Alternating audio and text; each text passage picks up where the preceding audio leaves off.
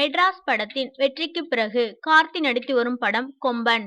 இப்படத்திற்கு பிறகு அவர் கஷ்மோரா என்ற தலைப்பில் இதற்கு தானே ஆசைப்பட்டாய் பாலகுமாரா படத்தை எடுத்த கோகுல் இயக்கத்தில் நடிக்க உள்ளார்.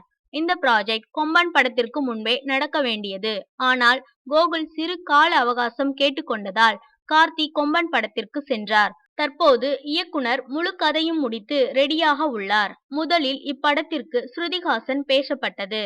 ஆனால் சமீபத்தில் நயன்தாராவை சந்தித்து கோகுல் முழு கதையும் கூறியுள்ளார். நயன்தாராவிற்கு கதை பிடித்து போக உடனே ஓகே சொல்லியுள்ளார்.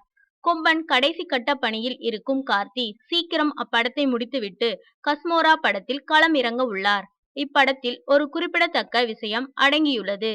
வெகு வருடங்கள் கழித்து வைகை புயல் வடிவேல் மீண்டும் இப்படத்தில் காமெடி வேடத்தில் நடிக்க உள்ளார்.